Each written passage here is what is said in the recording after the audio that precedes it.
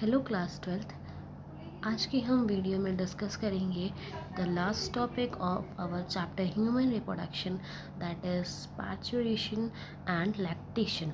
So in the previous video हमने discuss किया है कि किस तरीके से जो मेल होते हैं उनमें स्पर्म का फॉर्मेशन होता है एंड फीमेल ओवम का फॉर्मेशन होता है। After the process of fertilisation, implantation and embryonical development, the last process of this phase, that is parturition and lactation.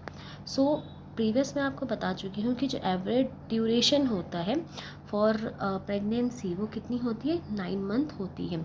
हम इसके प्रीवियस ईयर डिस्कस कर चुके हैं। जो प्रेगनेंसी का पीरियड्स होता है या प्रेगनेंसी सर्वाइव करने का पीरियड उसका कितना होता है, 9 मंथ का होता है, जिसमें बेबी प्रॉपर एक नॉर्मल एक छोटे से एम्ब्रियो से लेकर एक फुल डेवलप बॉडी स्ट्रक्चर बन जाता है।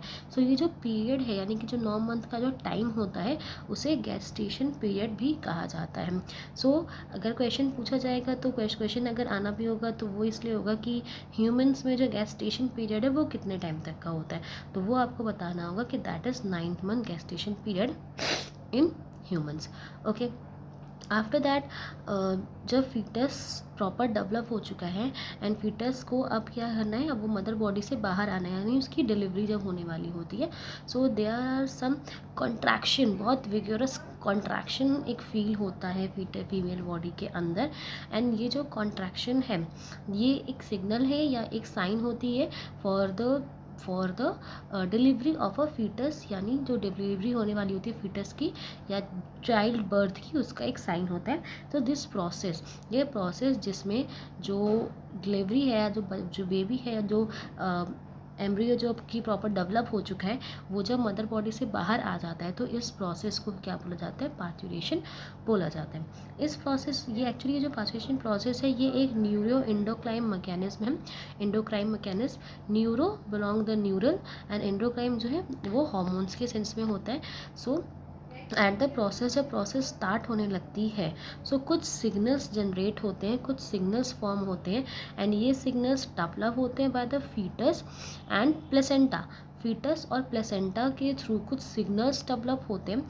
एंड सिग्नल्स कैसे डेवलप होते हैं, बिकॉज जो यूट्राइन वॉल होती है उनमें कॉन्ट्रैक्शन होने लगता है एंड कॉन्ट्रैक्शन के थ्रू जो आपको मैंने वॉल्स बताई थी जिसमें पेरीमाइट्रियम्स वॉल्स, मायोमाइट्रियम वॉल्स एंड इंडोमाइट्रियम्स वॉल होती है।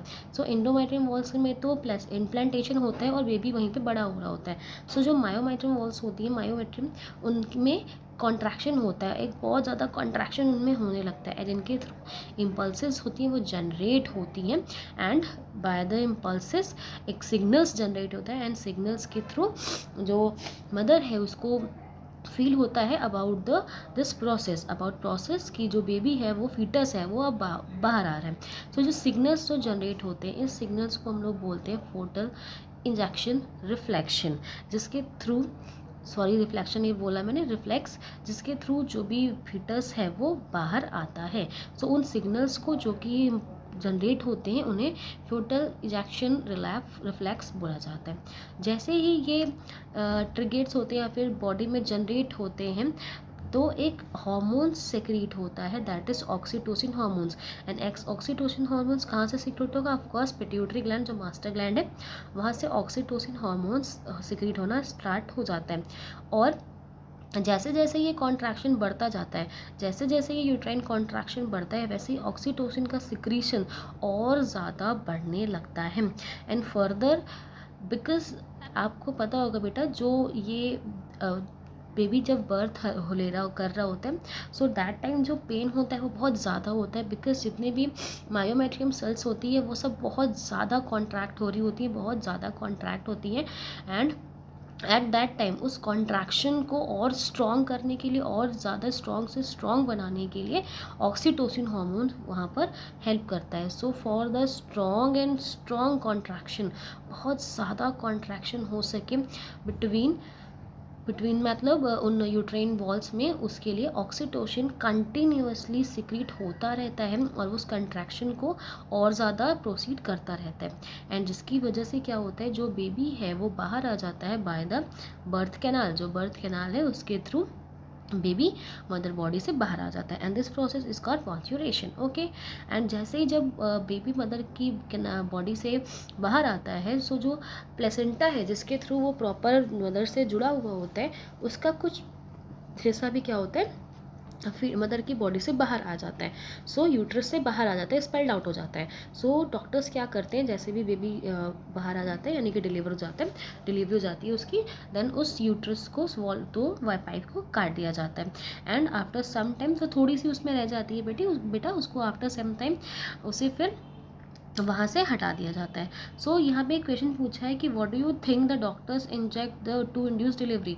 अगर जब डॉक्टर्स डिलीवरी हो रही होती है तो डॉक्टर्स किस चीज़ का इंजेक्शन वहाँ पर देते हैं या फिर क्या इंजेक्ट करते हैं बॉडी में, तो that is the oxytocin. Oxytocin को इंड्यूस किया जाता है बिकॉज आफ्टर सम टाइम क्या होता है बेटा, मदर अगर वेल नहीं है, सही नहीं है, उसकी हेल्थ अच्छी नहीं है, या फिर सम अदर इश्यूज़, या फिर वो बेहोश होगी या फिर जो भी कुछ इश्यूज़ आ जाते हैं उस दौरान में, तो उस दौरान जो ऑक्सीटोसिन है वो प्रॉपर तरीके से सिक्रीट नहीं हो पाता है।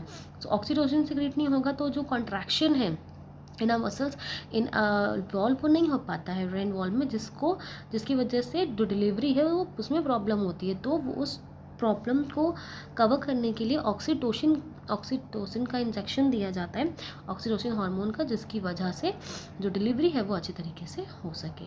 राइट, तो ये पार्चुरेशन का टॉपिक यहाँ से ख़त्म होता है। आफ्टर दैट जो second and the last topic था यहाँ का वो है लैक्टेशन। सो जैसे ही प्रेगनेंसी का पीरियड स्टार्ट होता है, फीमेल बॉडी के अंदर जो मैमेलरी ग्लैंड्स हैं उनमें डिफ्रेंशिएशन होने लगता है, यानी कि जो डिवीज़न है वो होना स्टार्ट होने लगता है उनकी सेल्स के अंदर। एंड ऑफ द प्रेगनेंसी की लास्ट स्टेज आते आते वहाँ पर यानी कि मैमेलरी ग्लैंड में जो मिल्क है उसका सिक्रीशन प्रॉपर होने लगता है, प्रॉपर सिक्रीट वहाँ पे प्रोड्यूस होने लगता है। तो जो ये प्रोसेस है जिसमें मैमेलरी ग्लैंड में डिफ्रेंशिएशन स्टार्ट हो जाए and after the end of the procedure in the end of the pregnancy, जब मिल्क प्रॉपर बन जाता है तो उस प्रोसेस को हम यहाँ बोलते हैं लैक्टेशन। लैक्टेशन होने के बाद यानी और बेबी बॉर्न हो जाने के बाद ये जो मिल्क होता है वो फीडिंग में हेल्प आता है, बहुत फीडिंग करवाई जाती है इससे बच्चे की जो न्यूबॉर्न बेबी है, बिकॉज वो अभी बेटा बहुत छोटा है, वो कुछ खा पी नहीं सकता, तो ऑल टोटली वो अपनी मदर के ही ऊपर डिपेंड रहता है। तो इनिशियली डेज में जो इनिशियल फ्यू डेज़ होते हैं स्टार्टिंग के टाइम जब होते हैं वहाँ पर, सो मेनली पूरा बेबी जो है मदर के ऊपर डिपेंड है एंड जो कुछ दिनों तक मतलब स्टार्टिंग के डेज में जो मिल्क प्रोड्यूस होता है उसे कोलोस्ट्रम बोला जाता है। एंड ये जो मिल्क है जो फ्यू डेज प्रोड्यूस होता है इसमें बहुत सारी सेवरल एंटीबॉडीज़ होती हैं एंड ये एंटीबॉडीज़ हेल्प करती हैं एक रेजिस्टेंस पावर जनरेट करने की ना न्यूबॉर्न बेबी, बिकॉज जो न्यूबॉर्न बेबी होता है उसमें बेटा इन्वायरमेंट से अपने आप को बचाने के लिए या सम अडेप्टेशन जो टेक्निक्स हैं या फिर क्वालिटीज़ होनी चाहिए, एंटीबॉडीज़ होनी चाहिए, वो उसके अंदर नहीं होती हैं। सो उन सारी एंटीबॉडीज़ को जनरेट करने का जो काम है वो कोलोस्ट्रॉम के थ्रू वहाँ पर होता है। तो इसीलिए कहा जाती है कि जो प्रोसेस है ये फीडिंग की प्रोसेस है वो बहुत ज़्यादा ज़रूरी होती है आफ्टर द जो बेबी बाहर आ चुका है यानी कि आफ्टर द डिलीवरी। सो यहाँ पे दोनों ही प्रोसेस आपके कंप्लीट हुए, पहला था लैक्टेशन और दूसरा पार्चुरेशन। सो ये दोनों ही प्रोसेस यहाँ पे कंप्लीट होती है और ऑल्सो जो आपका ये चैप्टर है ह्यूमन रिप्रोडक्शन यहाँ से कंप्लीट होता है and after that we will discuss the next chapter of the series.